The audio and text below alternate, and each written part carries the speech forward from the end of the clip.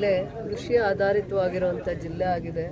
ಭಾಳ ಸತಿ ರೈತರ ಬಗ್ಗೆ ಮಾತಾಡ್ತೀರಾ, ರೈತರ ಬಗ್ಗೆ ಅನುಕಂಪ ತೋರಿಸ್ತೀರಾ, ಆದರೆ ರೈತರಿಗೆ ವಿಶೇಷವಾಗಿ ಕಾಳಜಿಯಿಂದ ಏನೂ ಮಾಡಲಿಲ್ಲ ಅಂತ ನಮ್ಮ ಮಾರ್ಗದರ್ಶಕರೊಬ್ಬರು ಪದೇ ಪದೇ ಈ ಕಳೆದ 5 ವರ್ಷಗಳಲ್ಲಿ ನನ್ನನ್ನು ಈ ವಿಚಾರವಾಗಿ ಬಹಳ ಸತಿ ಈ ಸಂದರ್ಭ ಬಂದಾಗ, ರೈತರಿಗೆ ಅನ್ನುವಂಥ ವಿಚಾರ ಬಂದಾಗ ಯಾರೇ ಜನಪ್ರತಿನಿಧಿಗಳು ನ್ಯಾಯ ಕೊಡಿಸುವಂಥ ಕೆಲಸ ಮಾಡಲಿಲ್ಲ. ಅವ್ರ ಬಗ್ಗೆ ಕನಿಕರ ತೋರಿಸ್ತೀರಾ, ಅವ್ರ ಸ್ವಾಭಿಮಾನವಾಗಿರುವಂಥ ಬದುಕಕ್ಕೆ ನೀವು ಯಾವುದೇ ರೀತಿ ನೀವು ಪ್ರಾಮಾಣಿಕವಾಗಿರುವಂಥ ಪ್ರಯತ್ನ ಮಾಡಲಿಲ್ಲ ಅಂತ ಪದೇ ಪದೇ ಚುಚ್ಚಿ ಮಾತಾಡಿದ್ದಂಥ ಪ್ರಸಂಗಗಳು ನನಗೆ ಬಹಳ ಕಾಡ್ತಾ ಇತ್ತು.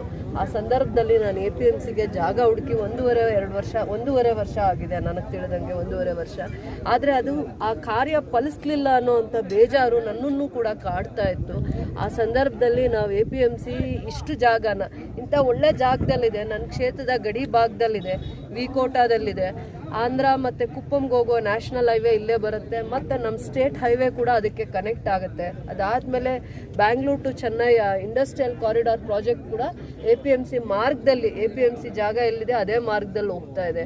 ಏನು ರೈತರಿಗೆ ಏನು ಮಾಡಬೇಕು, ಕಾಳಜಿಯಿಂದ ಶ್ರದ್ಧೆಯಿಂದ ಗೌರವವಾಗಿ ಏನು ಮಾಡಬೇಕು ಅಂತ ಬಂದಾಗ ಅವ್ರಿಗೆ ಮಾರ್ಕೆಟಿಂಗ್ ಇಲ್ಲ. ನಮ್ಮ ರೈತರು ಇಂಥ ಪರಿಸ್ಥಿತಿಯಲ್ಲೂ ಕೂಡ ಏನೇ ಬೆಳೆ ಬೆಳೆಯುವಂಥದ್ರಲ್ಲಿ ಅವ್ರಿಗಿರುವಂಥ ಜ್ಞಾನ, ಅವ್ರಿಗಿರುವಂಥ ಸ್ವಾಭಿಮಾನ, ನಮ್ಮ ರೈತರಿಗೆ ಭಾಳ ಸ್ವಾಭಿಮಾನ ಇದೆ.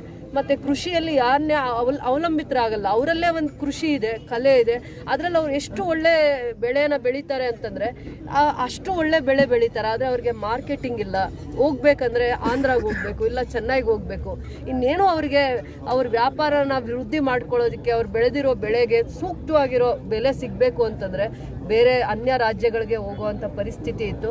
ಅಂಥ ಸಂದರ್ಭದಲ್ಲಿ ಇಲ್ಲಿ ಯಾಕೆ ಈ ಬಾರ್ಡ್ರಲ್ಲಿ ಒಂದು ಮಾರ್ಕೆಟ್ ಮಾಡಬಾರ್ದು ಅಂತ ನಮಗೆಲ್ಲ ಹಿರಿಯರು ಮಾರ್ಗದರ್ಶಕರು ಒಂದು ಆಲೋಚನೆ ಮಾಡಿದಾಗ ಈ ಜಾಗ ವಿಶೇಷವಾಗಿ ಪ್ರಶಸ್ತವಾಗಿದೆ, ಅಂದರೆ ಯೋಗ್ಯವಾಗಿದೆ ಅಂತ ಹೇಳಲಿಕ್ಕೆ ಇಷ್ಟಪಡ್ತೀನಿ. 25 ಎಕರೆ ಜಾಗನ ಯೋಗ್ಯವಾಗಿ ಮಾಡಿದ ತಕ್ಷಣ ಅದಕ್ಕೆ ಏನೇನು ಸೌಕರ್ಯಗಳನ್ನ ಮಾಡಿದ್ರೆ ಅದು ಮುಂದೆ ರೈತರಿಗೆ ಆಸ್ತಿ ಆಗುತ್ತೆ. ರೈತರಿಗೆ ನಾವು ಆಸ್ತಿ ಆಗುವಂಥದ್ದು, ರೈತರಿಗೆ ಒಳ್ಳೇದು ಬಯಸ್ತೀವಿ ಅಂದರೆ ರೈತರಿಗೆ ಒಳ್ಳೇದನ್ನು ಮಾಡಬೇಕು. ಏನಂತದ್ದು ಆಸ್ತಿ ಮಾಡಿದ್ದೀವಿ ಅಂದರೆ 25 ಎಕರೆಯಲ್ಲಿ ಇನ್ನೂ 10 ಎಕರೆ ಸಿಗುತ್ತೆ. ಹತ್ತತ್ರ ನಾವು ಇನ್ನೂ ಜಾಸ್ತಿ ಇವ್ರಿಗೆ ಜಾಗನ ಅವರಿಗೆ ಅನುಕೂಲ ಆಗೋಂಗೆ, ಅವ್ರು ಬೆಳೆಯುವಂಥ ಬೆಳೆಗಳಿಗೆ ಮಾರ್ಕೆಟಿಂಗ್ ಸಿಗೋಂಗೆ, ಬೆಲೆ ಸಿಗೋಂಗೆ ಒಂದು ಕೃಷಿ ಉತ್ಪನ್ನ ಮಾರ್ಕೆಟ್ ಬೋರ್ಡ್ನ ನಾವು ಮಾಡಿಸ್ಕೊಂಬಂದ್ವಿ. ನಮ್ಮ ಸರ್ಕಾರ ಬಂದಿದ ತಕ್ಷಣ ವಿಜಯರಾಘವ ರೆಡ್ಡಿ ಅಣ್ಣ ಅವರ ಅಧ್ಯಕ್ಷತೆಯಲ್ಲಿ 11 ಜನ ಡೈರೆಕ್ಟರ್ಸ್ ಇದ್ದಾರೆ, ಉಪಾಧ್ಯಕ್ಷರು ಆನಂದ್ ಮೂರ್ತಿ ಅವರಿದ್ದಾರೆ. ಎಲ್ಲರಿಗೂ ರೈತರ ಬಗ್ಗೆ ಕಳಕಳಿ ಇರೋರನ್ನ ನಾವು ಸರ್ಕಾರದ ಹಂತದಲ್ಲಿ ನಮ್ಮ ಸರ್ಕಾರ ಬಂದಾದಮೇಲೆ ರೈತರ ಬಗ್ಗೆ ಕಾಳಜಿಯಿಂದ ಇದು ಒಂದು ಜವಾಬ್ದಾರಿಯಿಂದ ಮಾಡ್ಕೊಂಡು ಬಂದಾದಮೇಲೆ ನಮಗೆ 2 ಕೋಟಿ ಅನುದಾನನ ರಿಲೀಸ್ ಮಾಡಿದ್ದಾರೆ. APMC ಜಾಗನ ಅದ್ಬಸ್ಟ್ ಮಾಡಿ ಕಾಂಪೌಂಡ್ನ ಮಾಡಬೇಕು ಅಂತ, ಅದು ಟೆಂಡರ್ ಪ್ರಕ್ರಿಯೆಯಲ್ಲಿತ್ತು.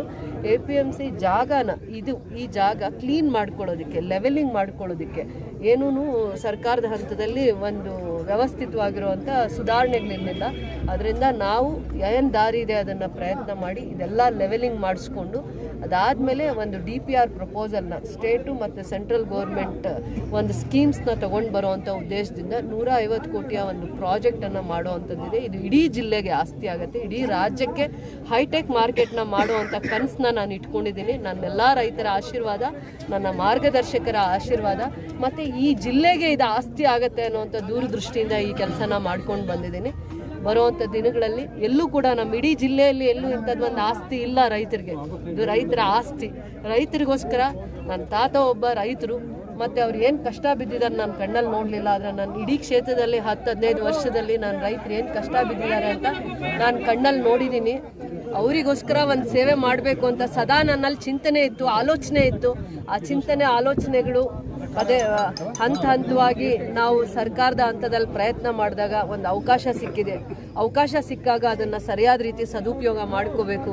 ರೈತರಿಗೆ ಬರೋವಂಥ ದಿನಗಳಲ್ಲಿ ಚರಿತ್ರೆ ಉಳಿಸ್ಬೇಕು, ರೈತರನ್ನ ಕಾಪಾಡಬೇಕು, ರೈತರ ಬದುಕನ್ನ ಚೆನ್ನಾಗಾಗುವಂಥದ್ದು ನೋಡಬೇಕು ಅಂತ. ಮಾರ್ಕೆಟ್ ಯಾಕೆ, ಕೃಷಿ ಉತ್ಪನ್ನ ಮಾರ್ಕೆಟ್ ಯಾಕೆ ಮಾಡಿದ್ದೀವಿ ಅಂತಂದರೆ ಅವ್ರಿಗೆ ನಾಳೆ ಹೂವು ಬೆಳೀಲಿ, ಹಣ್ಣು ಬೆಳೀಲಿ, ತರಕಾರಿ ಬೆಳೀಲಿ, ಬರೋವಂಥ ರೈತರಿಗೆ ಇದು ಒಂದು ಆಶ್ರಯ ಕೊಡುತ್ತೆ, ಅವ್ರಿಗೊಂದು ಬೆಂಬಲವಾಗಿರುವಂಥ ಬೆಲೆ ಸಿಗುತ್ತೆ. ಸೊ ರೈತರ ಪರವಾಗಿ ಕಾಳಜಿಯಿಂದ ಈ ಕೆಲಸಗಳನ್ನ ಮಾಡಿದ್ದೀವಿ. ಪರಿಶುದ್ಧವಾಗಿರುವಂಥ ಮನಸ್ಸಿನಿಂದ ಇದು ನನ್ನ ಕ್ಷೇತ್ರದ ಜನತೆ ನನಗೆ ಆಶೀರ್ವಾದ ಮಾಡಿದೆ. ಮಾಡೋದಕ್ಕೆ ರೈತರ ಬಗ್ಗೆ ವಿಶೇಷವಾಗಿರೋ ಕಾಳಜಿ ಕಳಕಳಿ ಇರೋದ್ರಿಂದ ಇಂಥದ್ದೊಂದು ಪ್ರಯತ್ನ ಆಗಿದೆ. ಸರ್ಕಾರದ ಹಂತದಲ್ಲಿ ಅಂದರೆ ಡೈರೆಕ್ಟ್ರು ಅಥವಾ ಒಂದು ಅಲ್ಲಿ ಕೂಡ APMCಯಲ್ಲಿ ಒಂದು ಇಂಜಿನಿಯರಿಂಗ್ ಸೆಕ್ಷನ್ ಇದೆ, ಆ DPR ಸೆಕ್ಷನ್ ಇದೆ. ಅದೊಂದು ಪ್ರಪೋಸಲ್ ಮಾಡಬೇಕಂದ್ರೆ ಈ ರೀತಿ ಕಾಡು ಥರ ಇದ್ದರೆ, ಗುಟ್ಟೆಗಳಿದ್ರೆ, ಹಳ್ಳ ಇದ್ದರೆ ಯಾರೂ ಬರಲ್ಲ. ಅದರಿಂದ ಲೆವೆಲಿಂಗ್ ಮಾಡಲಿಕ್ಕೆ ನಮ್ಮ ಹತ್ರ ರೈತರು ಅವರೇ ಮುಂದೆ ಬಂದಿದ್ದಾರೆ. ರೈತರ ಬಗ್ಗೆ ಗೌರವ ಇಟ್ಕೊಂಡು ಅವರು ಮುಂದೆ ರೈತರಿಗೆ ಒಳ್ಳೇದಾದಾಗ ನೀವೇನಾದರೂ ನಮ್ಗೆ ಒಳ್ಳೇದು ಮಾಡಲಿ ಅಂತ, ಅದು ಎಲ್ಲ ಪ್ರೊಸೀಜರ್ಸ್ ಪ್ರಕಾರ APMC ಏನು ಡೈರೆಕ್ಷನ್ಸ್ ಕೊಟ್ಟಿದೆ ಅದೇ ಪ್ರಕಾರ ನಮ್ಮ ಬೋರ್ಡ್ ಒಂದು ರೆಸಲ್ಯೂಷನ್ ಮಾಡಿಕೊಂಡು ಅವಕಾಶ ಮಾಡಿಕೊಟ್ಟಿದ್ದಾರೆ. ಎಲ್ಲ ಲೆವೆಲಿಂಗ್ ಆಗುತ್ತೆ. ಫಸ್ಟ್ 25 ಎಕರೆ ಈವನ್ ಆಗಿ ರೋಡ್ಗೆ ಲೆವೆಲಿಂಗ್ ಆಗಿ ಇನ್ನು ಸ್ವಲ್ಪ ಹೈಟಾಗಿ APMC ಮಾರ್ಕೆಟ್ ಜಾಗ ಎಲ್ಲ ಲೆವೆಲಿಂಗ್ ಮಾಡ್ತಾರೆ. ಅದಾದಮೇಲೆ ಸರ್ಕಾರದ ಹಂತದಲ್ಲಿ ಇದೊಂದು ಪ್ರಪೋಸಲ್ ನಮ್ಮ ಇಡೀ ಜಿಲ್ಲೆಗೆ, ಎರಡೂ ಜಿಲ್ಲೆಗೂ ಕೂಡ ಅನುಕೂಲ ಆಗುವಂಥ ವ್ಯವಸ್ಥಿತವಾಗಿರುವಂಥ ಹೈಟೆಕ್ APMC ಮಾರ್ಕೆಟ್ಗೋಸ್ಕರ ಒಂದು ಪ್ರಸ್ತಾವನೆ ರೆಡಿ ಆಗೋದಕ್ಕೋಸ್ಕರ ಇದು ಈಗ ಸದ್ಯಕ್ಕೆ ಕಾಂಪೌಂಡು ಮತ್ತು ಇದು ಅದ್ಬಸ್ಟ್ ಮಾಡ್ಕೊಳ್ಳಿಕ್ಕೆ 2 ಕೋಟಿ ಟೆಂಡರ್ ಪ್ರಕ್ರಿಯೆಯಲ್ಲಿದೆ. ಅದು ಕೂಡ ಮುಗಿದಿದೆ. ಟೆಂಡರ್ ಪ್ರಕ್ರಿಯೆ ಮುಗಿದು ಕೆಲಸ ಆಗುವಂಥದ್ದು ಬಂದಿದೆ. ಅದರಿಂದ ನಾವಿವಾಗ ಲೆವೆಲಿಂಗ್ ಮಾಡಿಸುವಂಥದ್ದು ಕೆಲಸ ಮಾಡ್ತಾ ಇದ್ದೀವಿ. PF ತಾಲೂಕು ಸಪ್ರೇಟ್ ಆದಮೇಲೆ ನಮಗೆ ಮಾರ್ಕೆಟ್ ವ್ಯವಸ್ಥೆ ಭಾಳ ಕಷ್ಟ ಇದೆ ರೈತರಿಗೆ. ಇಡೀ ಈ ತಾಲೂಕಲ್ಲಿ ಭಾಳ ರೈತರೇ ಇರೋದು. ಅವ್ರಿಗೆಲ್ಲ ಇವಾಗ ಕೋಲಾರ ಹೋಗಬೇಕು ಅಥವಾ ಚೆನ್ನೈ ಹೋಗಬೇಕು ಅಥವಾ ಬೇರೆ ಬೇರೆ ರಾಜ್ಯಗಳಿಗೆ ಹೋಗಬೇಕಾಗತ್ತೆ.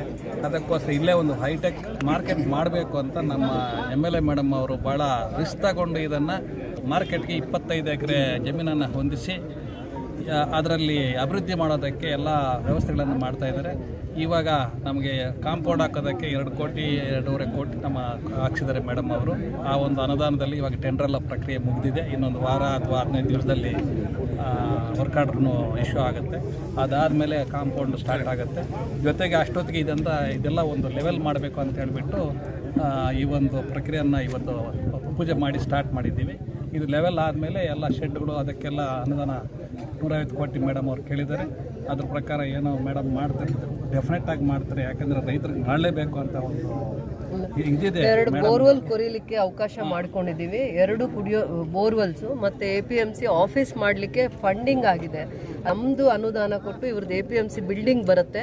ಇವರು ಬೋರ್ಡ್ ಆಫ್ ಡೈರೆಕ್ಟರ್ಸು ಮತ್ತು ಅಧಿಕಾರಿಗಳು ಬಂದಾಗ ಇಲ್ಲೊಂದು ಯಾವ ಮೂಲೆಯಲ್ಲಿ ಯೋಗ್ಯವಾಗಿರುತ್ತೋ ಅದು 1 ಕೋಟಿ ಅನುದಾನದಲ್ಲೋ ಅಥವಾ 50-60 ಲಕ್ಷದ ಅನುದಾನದಲ್ಲಿ APMC ಬಿಲ್ಡಿಂಗು ಲೆವೆಲಿಂಗ್ ಆಗುತ್ತೆ. ಕುಡಿಯೋ ನೀರಿನ ವ್ಯವಸ್ಥೆ ಮಾಡ್ತೀವಿ.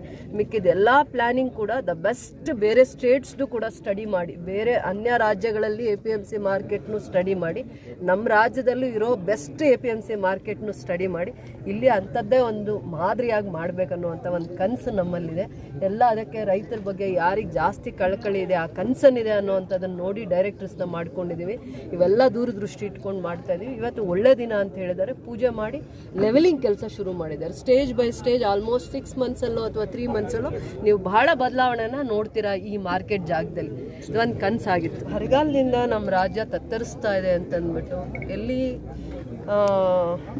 ಬರಗಾಲದ ಪರಿಹಾರ ಅನ್ಯ ರಾಜ್ಯಗಳಿಗೆ ಕೊಡೋ ಹಾಗೆ ನಮ್ಮ ಕರ್ನಾಟಕಕ್ಕೆ ಕೂಡ ನ್ಯಾಯವ ರೀತಿ ಬರಬೇಕಾಗಿರುವಂಥದ್ದನ್ನು ಬರಲಿಲ್ಲ ಅನ್ನುವಂಥದ್ದು ಒಂದು ಕಳಕಳಿಯಿಂದ ನಮ್ಮ ಮಾನ್ಯ ಮುಖ್ಯಮಂತ್ರಿಗಳು, ಉಪಮುಖ್ಯಮಂತ್ರಿಗಳು ಇಬ್ಬರೂ ಕೂಡ ಇವತ್ತು ಡೆಲ್ಲಿಯಲ್ಲಿ ಮಂತರ್ ಹತ್ರ ಅವರು ಒಂದು ಪ್ರೊಟೆಸ್ಟ್ಗೆ ಇವತ್ತು ಎಲ್ಲರಿಗೂ ಕರೆದಿದ್ರು. ನಮ್ಮ ಇಡೀ ರಾಜ್ಯದ ಎಲ್ಲ ಜನಪ್ರತಿನಿಧಿಗಳು, ಜವಾಬ್ದಾರಿ ಸ್ಥಾನದಲ್ಲಿರುವಂಥವರು, ಪಕ್ಷದ ಮುಖಂಡರು ಎಲ್ಲರೂ ಕೂಡ ಇವತ್ತು ಭಾಗವಹಿಸಿದ್ದಾರೆ.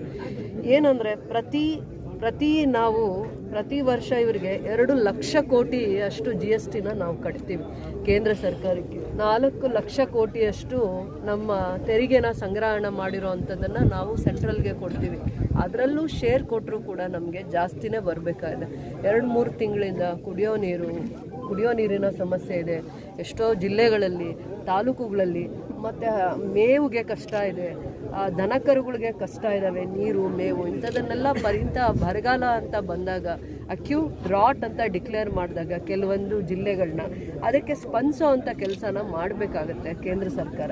ಪ್ರತಿ ಹಂತದಲ್ಲೂ ಈ ಕಳೆದ 3-4 ವರ್ಷಗಳಲ್ಲೂ ಕೂಡ ನಮಗೆ ಏನು ಬರ ಪರಿಹಾರ ಅಂತ ಬರಬೇಕಾಗಿತ್ತು ಅದನ್ನು ಕೊಡುವಂಥದ್ರಲ್ಲಿ ತಾರತಮ್ಯ ಮಾಡ್ತಾ ಇದ್ದಾರೆ. ಮಲತಾಯಿ ಧೋರಣೆಯನ್ನು ತೋರಿಸ್ತಾ ಇದ್ದಾರೆ. ಅದು ಒಂದು ನೋವು ನಮ್ಮ ಸರ್ಕಾರಕ್ಕೆ ಭಾಳ ದಿನಗಳಿಂದ ಇತ್ತು.